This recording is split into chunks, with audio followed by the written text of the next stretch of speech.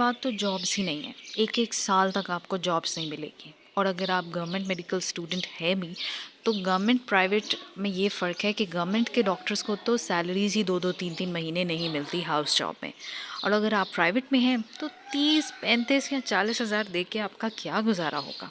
तो क्या एमबीबीएस का स्कोप नहीं है? Is this what's people saying the dark reality of MBBS? क्या हमें 5 साल पहले ये फ़ैसला नहीं लेना चाहिए था? Okay, ji, Assalamu alaikum. This is Dr. Maham Shabir, and I am graduated recently, and it's been 1 year that I am doing my own clinic. और आज मैं आपको इस वीडियो में बताऊंगी कि क्या MBBS में एडमिशन लेना चाहिए।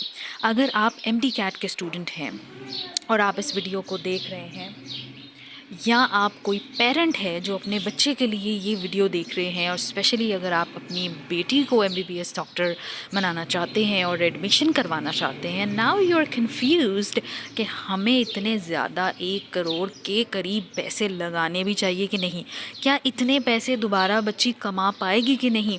तो इन तमाम सवालों का जवाब मैं आपको आज इस वीडियो में दूंगी, और इस वीडियो के एंड तक आई एम डैम श्योर कि आपको अपना आंसर मिल जाएगा। सो जी, लेट्स बिगिन। अब स्टार्ट करते हैं सबसे पहले सवाल से। हमारे दिमागों में हमेशा ये सवाल होता है, आम जनता के दिमाग में, कि 1 करोड़ लगाने के बाद क्या ये पैसे दोबारा कमाए जाएंगे। तो इसका जवाब है कि जी हाँ, 1 करोड़ नहीं बल्कि 10 करोड़ आप कमाएंगे। बट अगर आप ये सोच रहे हैं कि ये 5 साल का 1 करोड़ आपका बच्चा 1 साल में कमा लेगा, फिर आपकी सोच गलत है। कभी भी ऐसा नहीं हो सकता। हाँ, लेकिन अगर आप ये सोचते हैं कि ये जो 1 करोड़ आपने अपने बच्चे पे 5 साल में लगाया है, ये क्या वो 5 से 6 साल में कमा लेगा, तो येस दैट्स ट्रू, 5 से 6 साल में वो कमा लेगा। लेकिन हमें तो बहुत जल्दी कमाना है। हम तो ये चाहते हैं कि डॉक्टर बनते सार वो हमें 1 करोड़ कमा के दे दे। ओ भाई, वो हलाल कमा रहा है, कोई हराम नहीं कमा रहा। यही वो सोच है जो हमारी सोसाइटी में बहुत ज़्यादा ख़राब है। अब लेट्स से आप अपने बच्चे को डॉक्टर नहीं भी बनाते, उसको एमबीबीएस में एडमिशन नहीं दिलाते, then what's the second option? आप उसको इंजीनियरिंग करवाना चाहते हैं। तो इंजीनियरिंग का क्या स्कोप है? क्या इंजीनियरिंग में जॉब सैचुरेशन उस तरह नहीं है जैसे डॉक्टर्स की है? और यहाँ पे तो चलो आपकी बच्ची डॉक्टर बन के इज़्ज़त तो कमा लेगी, फेम कमाएगी, there would be a name that she is a doctor और ही इज़ अ डॉक्टर।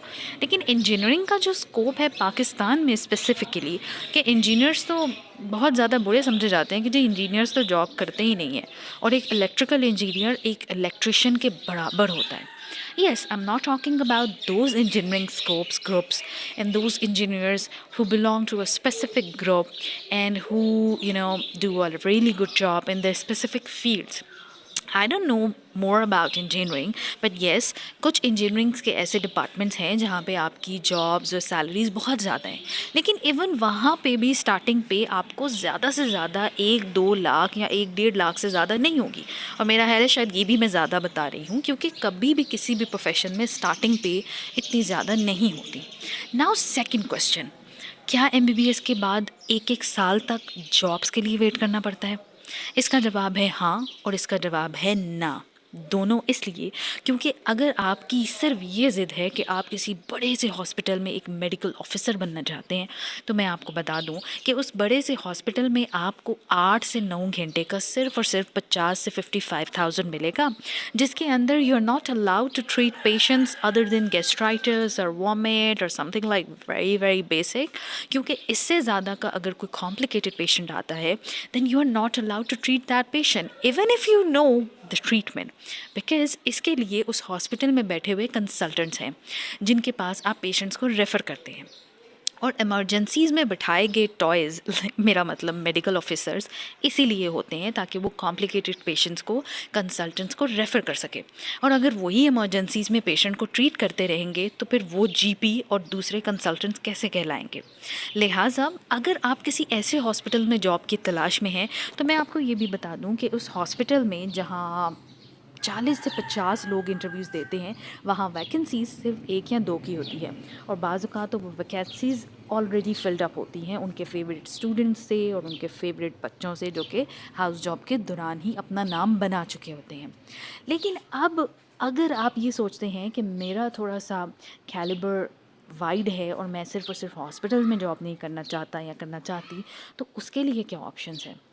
आपने अगर किसी अच्छे हॉस्पिटल से हाउस जॉब की है और इवन अगर नहीं भी की तो आप किसी भी क्लिनिक या डिस्पेंसरी में बैठ सकते हैं। अब हमारे माशरे में डिस्पेंसरी को बैठना बड़ा शेम समझा जाता है। हम समझते हैं कि हम क्वैक्स के साथ क्यों बैठें। और भाई, क्वैक्स के साथ आपने नहीं बैठना, आपने सिर्फ क्वैक्स के वेल इस्टेब्लिश्ड क्लिनिक में बैठ के अपनी डिग्री के पैसे कमाने हैं और लोगों को ट्रीट करना है। और क्वैक्स आपको इन बड़े बड़े हॉस्पिटल से कहीं गुना ज़्यादा पैसे देंगे। यानी जहाँ 8 घंटे हॉस्पिटल में काम करने के बाद आपको सिर्फ 50 से 55 या हद 60 या 65, वो भी नाइट शिफ्ट का मिलेगा, यहाँ पे आपको सिर्फ 2 या 3 घंटे बैठने का 60, 65, 50, 55 मिलेगा। और आपको सिर्फ 3 घंटे जाके पेशेंट्स देखने हैं।